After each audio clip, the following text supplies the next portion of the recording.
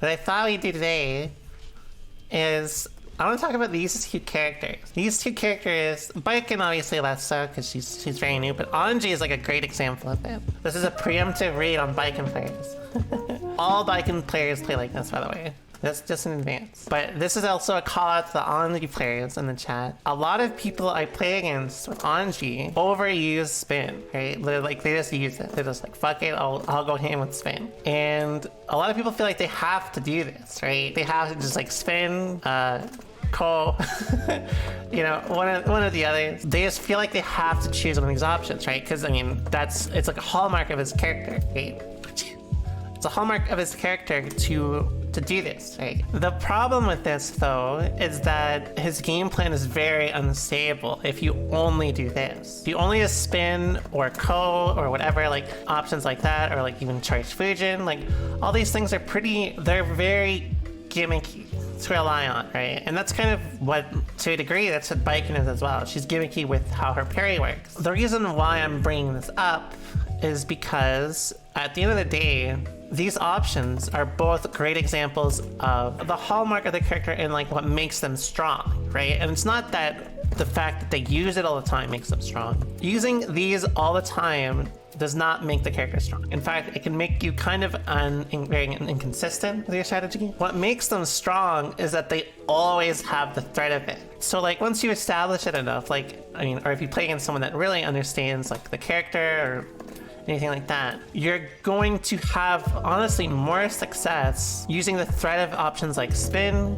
of parry, whatever. Some of the best like Anji players I've seen are the ones that have a very solid like neutral game and they don't rely on spin as much. Just having the option makes them scared. Exactly. That's a great way to put it. People will like do like run up throw against Anji if you overuse spin, right? Which means if you're just using spin, Ko, or like, you know, Fujin, you get fucked. If you play against someone like that and you're just like, you know, playing neutral, you're playing slow, you're reacting, you know, whatever, just having the option forces them to play in a specific way. This is something that a lot of players tend to forget about. The option is strong, right? But it can be dealt with. If you overuse it, then you become predictable. Like, let's compare between if you use it a lot, right? You can get favorable positions out of this, but it's still risky, right? You can lose the game if you guess wrong. But you have to remember that typically the threat of an option is way more advantageous than actually using it at a certain point. So what I mean by that is, if you have an option that requires them to play a specific way,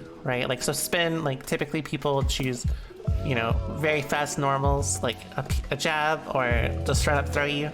In either case, it forces them to play a specific way. This is what makes characters like these two particularly strong, with a solid game plan, like playing neutral well, playing slow, reactionary, things like that. You can win games without even really like using these options. It's just the threat of it is so strong that they have to respect you, right? They have to think of that. Baiken's parry is a good example too, right? By them respecting this, they are going to have to play smarter on offense. And typically, if they're going to delay button, throw, it makes their options a lot more predictable. Sure, they may just meet you, but if you haven't committed to it, then you've lost nothing, right? You've lost absolutely nothing. You get further just by having it, right? Just by having it. Meet you every time, or like they just run up to you and press huge buttons every time. Spin or parry is great. If they're just not interacting with your parry and they're like doing delay button, throw, whatever, in either case, it creates more beneficial situations. And it's the same with Anji, right? Anji is more neutral. You don't have to commit to spin. Once you commit to something like spin or parry, you're locked in, right? You're completely locked in. You're basically forcing an outcome. Think of it like that. Like when you commit to something like this, it may work or it may not directly, right? Whereas if you just don't do it, you're like you're leaving the playing field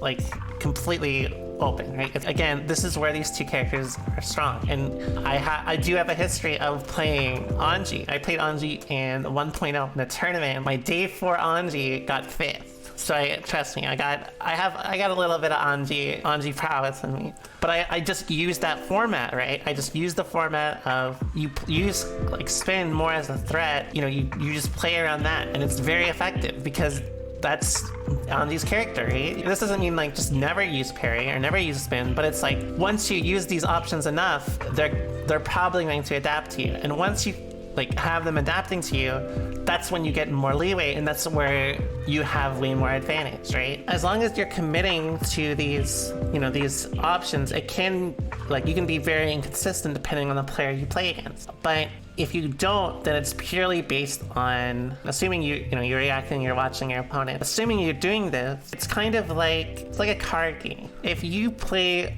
all your cards and you have nothing in your hand, the threat is directly just what you have on the field. But if you have a bunch of cards in your hand, the threat of what you have in your hand is always important. Card advantage in Yu-Gi-Oh! Is like king, right? That's why like Pot of Great has been banned for like 20 years.